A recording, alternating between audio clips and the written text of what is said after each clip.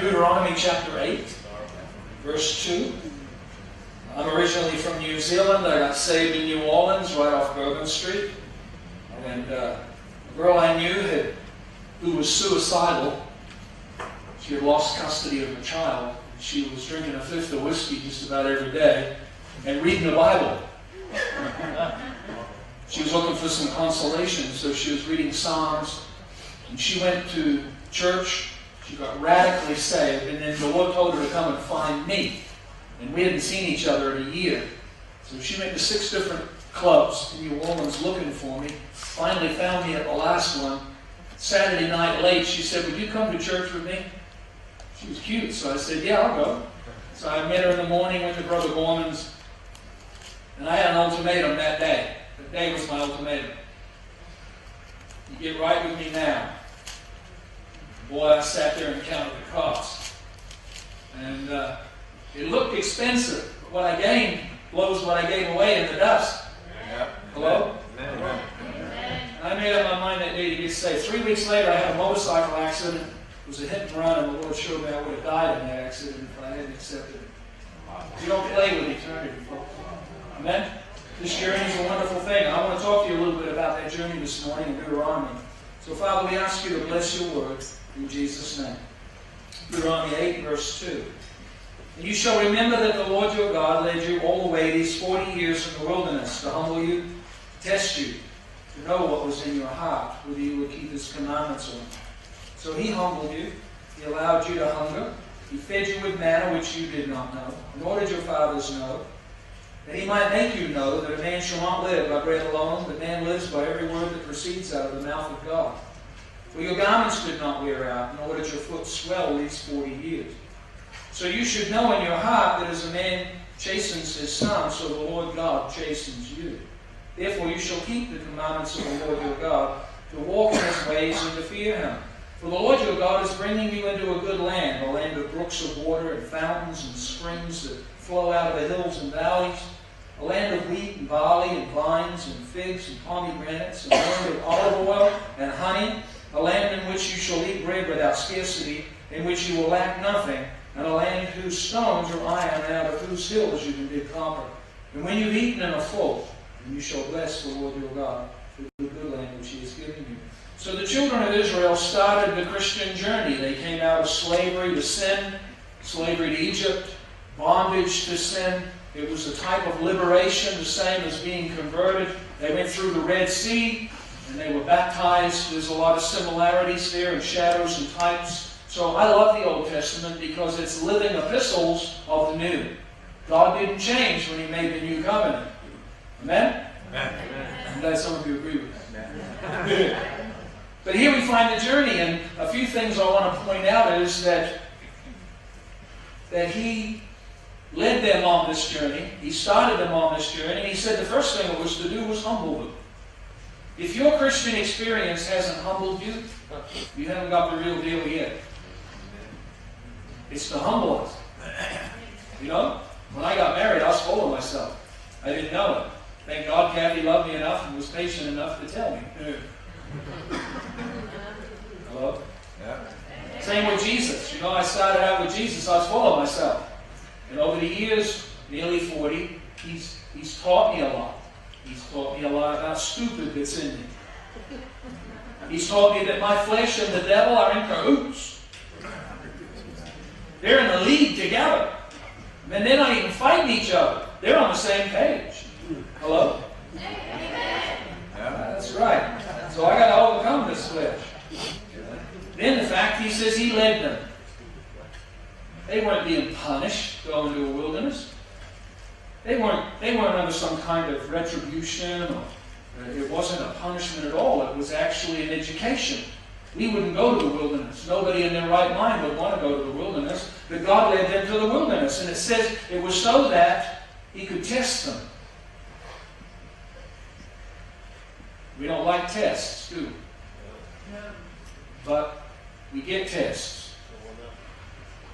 And it also says here that he might chasten them. Chastening is not punishment, it's instruction. Chastening is like when John was 4 and he was using a Brillo pad to wash my van. chased him.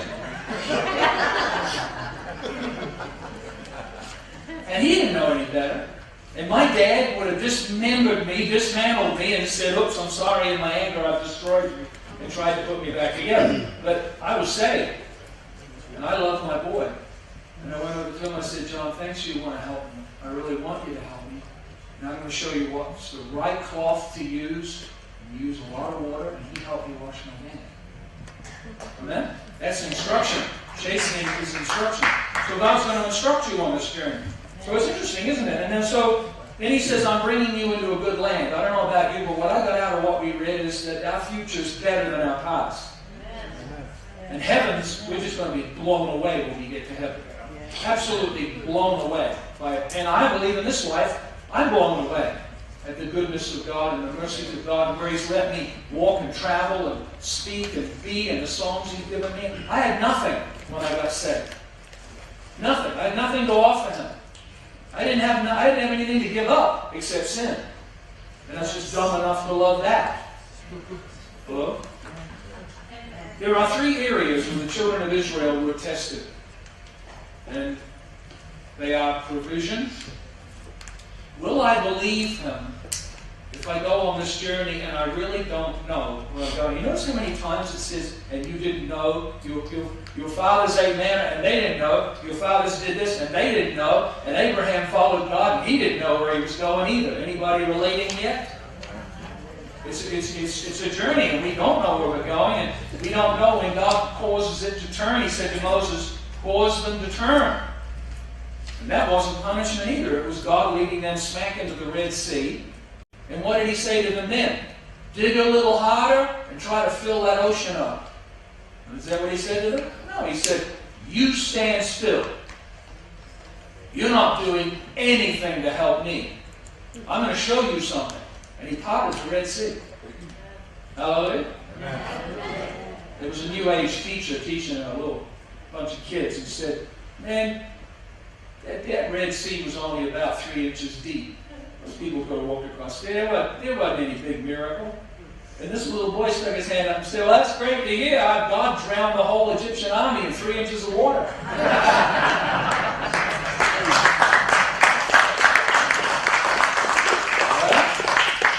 I love that kid. So faith, it's not faith if you can see it. It's not hope either. Hope you can see is not hope at all. Because there is nothing between you and that future except a faith that's confident in the person that has called you on this journey.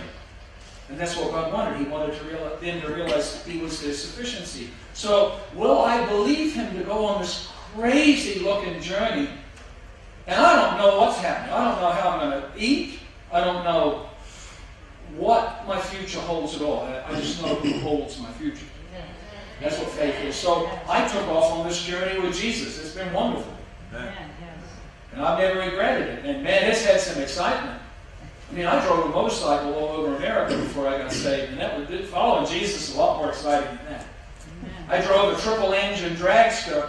I didn't drive it. I mechanicked it, but it did 175 in 7.9 seconds. It was a top fuel bike back in the early 80s, and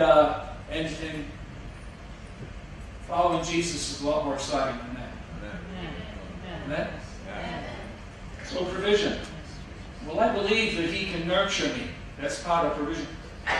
Will I believe that God can nurture me while I'm following Him through this crazy, barren-looking place? And will I believe Him for protection? So number 1 is provision. Number 2 is, can God keep me from everything I'm afraid of? The Amalekites, the Philistines, the lack of water, lack of food. I'm afraid I'm going to die on this journey. I'm afraid I won't make it. I'm afraid that I'll become the weak link and nothing good's going to come out of it. All those things by faith is what you have to do to overcome it. Your faith is not in anything but one person. The person is where the focus is. And I've kept that focus. I always go to Him, look to Him, talk to Him, pray to Him. Amen. I love Him. So then, of course, destiny. Do I believe God really has a future for me? In a wilderness. In a wilderness. You know what there is in a wilderness? Scorpions and snakes, and that's about it. The desert wilderness. There's nothing out there but scorpions and snakes. And a few oases every now and again. Do I believe that God has a future for me when I'm walking through this place? It's a big test, isn't it? And you know what? Israel blew it. Israel blew it.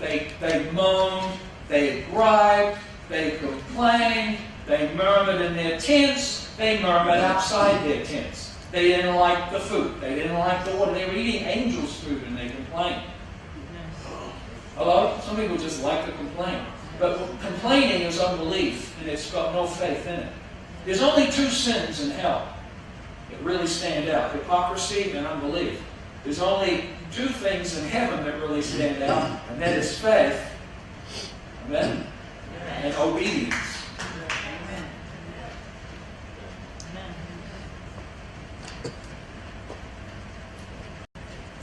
So Israel actually murmured about the food. They were afraid of everything. Paranoid about everything. All freaked out about everything. And then they lost sight of their destiny. You know what they said in the end? We don't even know that there is a promised land anymore. So they died in the wilderness going round, round, and round in circles. Can you really get saved and really come out of Egypt and end up just going around in circles till you die? Well, I'm afraid you can't. I've been saved 40 years nearly, and I've watched a lot of people do it. They come out of Egypt and they really get saved, but they won't believe God for provision, protection, and destiny. They won't believe that God can do this amazing work, so they don't give Him all their life. They don't give Him the things that keep them secure. They don't trust Him with the things that are difficult to trust Him with. And so what happens is they get in the wilderness and they get lost. And that's what Pharaoh said would happen. He said, you'll get lost in the wilderness. That's what he told Moses. But Moses didn't get lost in the wilderness. People did. And you know what happens to a lot of Christian experience? That God leads us into the wilderness and He brings us to a point where we have to do something for Him. Do something with Him. There's a big challenge. It can be entering into the promises. It can be healing. It can be the baptism of the Holy Spirit. And we just stand there and won't do it. And our progress stops right there. And we just won't do it. And we get bullheaded and belligerent about it. And you know what happens? We start going around in circles. And some weeks we're a little closer to the promised land, so we go, oh boy, I feel it. God has a destiny for me. He's got a purpose for me. He's got something for me, but it's a feeling. We still haven't done what we were told to do. And so we don't enter into all this good stuff that's going on here. Huh? And then the next week we get a little closer to Egypt. We're going around a circle, big circle. So Egypt's down here and the promised land's up here.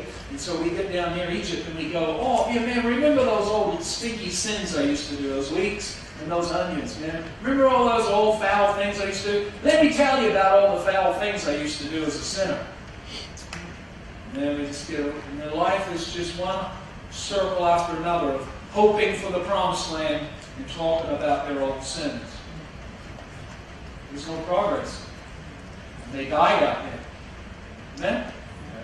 Scary thing. Now let me talk to you about Jesus. If we fast forward to Jesus, He's baptized in the Jordan. Holy Ghost comes upon Him. Right? And then guess what happens? He's driven by the Spirit, not His punishment. He's going straight where? Straight into the wilderness. Jesus went in the wilderness too? Oh yeah, He did. And guess where He was tested? Provision. Turn these stones into bread. Protection. You need to jump off the temple to make sure this works. Destiny.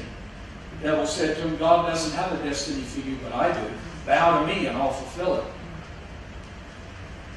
Now, let me ask you this question. If the very chosen people of God, about 2 million of them, had to go through a wilderness, and Jesus had to go through a wilderness, what are the chances that you and I might experience a similar journey? What are the chances you won't? Hello? Of course course we will. We're going to be tested in the area. Can God nurture me?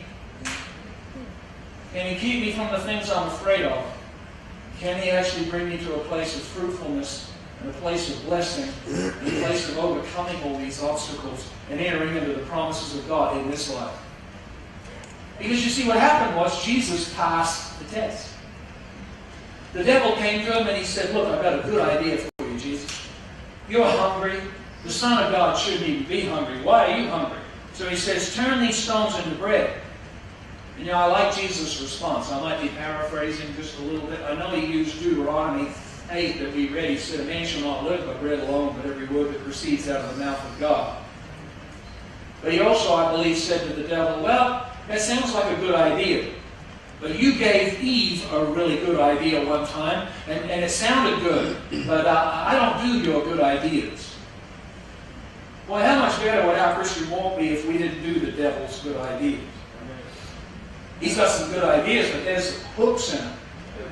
He brings us back into bondage and slavery. Jesus said, I don't need to see that my Father will provide for me. I know my Father will provide for me, and that's the end of the story. Then the devil came and he said, if you're going to go out and do ministry, and you're going to have people hating you, and there's going to be people who want to stone you, there's going to be people who want to crucify you, and you can't really go and do that without knowing God can rescue you. So jump off the temple. Because He promised that angels will protect you. That's kind of tempting, isn't it? Because we like to walk by sight if we can. Faith has no sight. Faith has obedience. Amen? And so Jesus turns to him and he says, I'm not afraid. I know who my Father is. No problem here. And then the devil says to him, he says, if you'll bow to me, I'll give you the kingdoms of this world and all their glory. And Jesus says, I'll have this world and its kingdoms and all of its glory if I just obey my Father, and I'll have you in your rightful place too. Amen. He wouldn't bow. He wouldn't do it. And I'll tell you what happened. The Bible declares it. When he came out of that wilderness, he came out with a demonstration of Holy Ghost power, and miracles followed his ministry. You can't have that unless you're willing to go to the desert. You can't have that unless your faith's been tested, your fears have been tested, unless your destiny's been tested. You can't have that.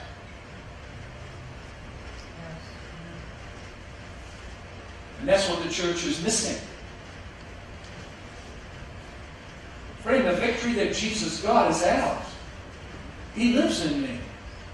I can have victory over those three tests. Any test you're facing. I don't know, what is your test? That test is destined to do a phenomenal work in who you are in the kingdom of God and usher in the power of God into your life to where we make a difference in America. What does America need to see? America has listened to the counsel of the ungodly. She has walked in the path of sinners, and now they're sitting in the seat of the scornful. Now, when Jesus came, when Jesus came, He said, what's this generation like? They're like children in a marketplace. You can sing them a happy song, they won't dance. And you can sing a funeral song, and they won't cry. They're indifferent. They're absolutely indifferent. So what are we dealing with today? In our culture is indifferent. Our nation's absolutely divided between conservatives and liberals. You know what's happened? We have replaced Christianity with humanism in our education system. So we have a lot of the country that are humanist people, and that means you're man-focused. You're human-focused. You're not God-focused anymore. You are human-focused. It's all about me. Which has given place to hedonism, and hedonism means you live supremely for your own pleasure. Would I be right? But now I'm seeing something new come up. It's called narcissism. I used to think the only narcissist in the world was Adolf Hitler, because there were so few of them. But a narcissist is a person who believes they are of God, and everything must bow to them. You haven't seen that in any young people these days, have you? I got a friend who raised his son as a Christian, And his son got hurt a little bit by a few kids at church, and he's gone to a secular college, and he justifies himself. His daddy was trying to reason with him. He said, son, I'm just trying to coach you. He said, I don't need coaching. And he's telling his dad, if you'd stop trying to talk to me, I wouldn't be angry. So the reason I'm angry is you're talking to me, so shut up. You seen any of that attitude? And you know what it is? They think they're a little God. And you know what that means? They're going to go out and learn every lesson their parents had to learn the hard way, and all the other lessons that everybody in history has ever learned, because they won't listen to anybody about anything, because they believe they're a little G God. Boy, that's hard to deal with. So, what do you do with a cynical, unbelieving generation? What did Jesus do? He came with a demonstration of power after he had been tested as a person. God began to pour it out, unlimited. He went to whole cities and healed everybody. I mean, it was amazing. And he said the works that he did, we would do, and greater works than that. So where are we in this equation? Are we still just going around in circles in the wilderness, living by feelings, hoping that somehow we might grasp something? Or are we a people living and walking in obedience, learning the instruction of God, the chastening of the Lord? Learning where we've made our mistakes, learning from the difficulties of life, and having our faith tested and stretched to where we go, I know He's got it. That's not my problem. I just want to make sure I finish what I'm supposed to do. You see, because what's happening in our country, you know what's happening in America, is there's a whole bunch of Christians that are just wandering around in circles. And you know what happens after 40 years of them doing that? You know what they say? Make us another God.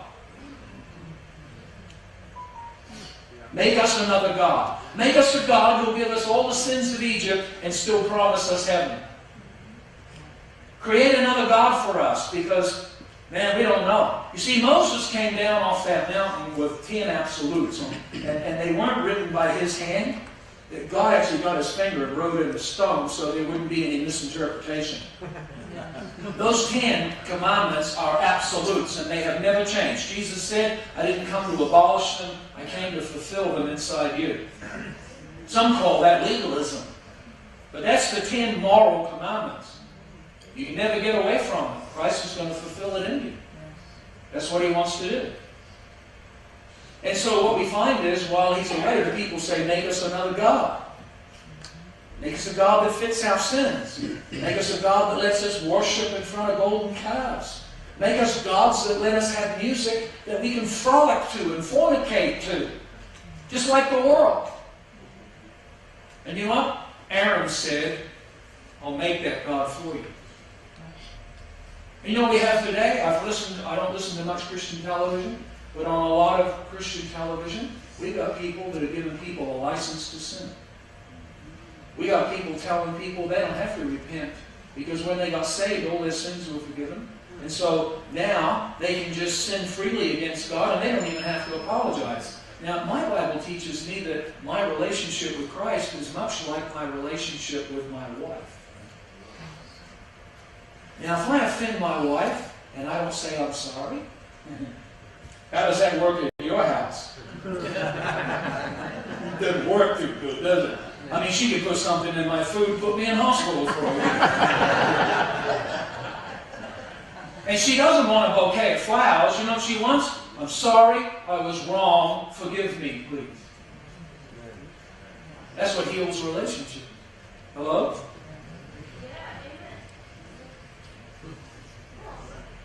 So when I offend a holy God, who is my Father, how on earth can I just act like it's nothing and not apologize? Good heavens, that breeds pride instead of humility. That's not going anywhere, and that's just one. But I'm afraid we have an Aaron generation of preachers coming up. Just like Aaron, they said, well, the people are going to sin. You know their hearts sit on wickedness. We'll just give them what they want. That's not what we need in America. In America, we need the body of Christ who has been to the desert. And if many of you have followed the Lord for a long time, and you know it's a reality. You get tested in provision. You get tested in protection. And you get tested about where you think you'll go. Hello? Anybody raise a hand to agree with that? If you really follow Jesus for any measure of time, that's what happens. And you don't need to be afraid of it. It's been the best journey I've ever been on. Because I've seen God be God for me. The church, we need to pass the test. It's time to pass the test. It's time to stop fooling around and say, you know what? On the other side of this test is divine anointing. The dead will be raised. The blind eyes will open. The deaf ears will hear. The crippled will walk. The lepers will be cleansed. Right? And the devil's going to live under my feet. Right? There's a lot of things God gave us the easy way. Getting saved is so easy. It's unbelievable. I probably would have made it a lot more difficult. He didn't. He said, I died on the cross for you. If you're willing to believe that, I'll save you. And boy, that's so free and so easy, isn't it? And then there's other things where it's him and I walking in a relationship where he says, I want that in your life. And then we go, nope. He says, I got something better for you. It's not an easy Christianity, but boy, there's life in it. There's real life in it. Jesus said, take heed that no man deceive you. And that includes you. Self-deception is the biggest deception. It's when I believe something that actually isn't biblical or true, but I believe it. It's going to deceive. Amen? So church, I'm here today to challenge you, but I want to encourage you. Because we have a phenomenal future ahead of us. God didn't save me and leave me in America for nothing. There's a work to be done in America. There's a tremendous reformation that God wants to do in America, and He wants to use us to do it. Amen? You and me. If you can't trust God with provision, or you're afraid of what the devil's going to do if you try to witness to people or reach out to people, then you haven't passed the test yet. And if you bought into the lie that you don't have a destiny and the devil's already beat you up and you're lost, that's not true. Big fat lie. Amen? So church, let's bow our heads. Well, where are you being tested?